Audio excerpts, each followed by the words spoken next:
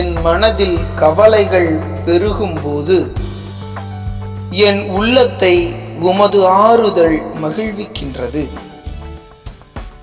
திருப்பாடல்கள் புத்தகம் 94வது அதிகாரம் 19வது இறை திருவசனம்.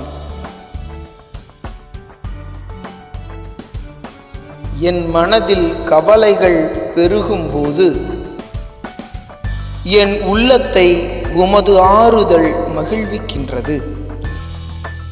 திருப்பாடல்கள் புத்தகம் 94வது அதிகாரம் 19வது இறை திருவசனம்.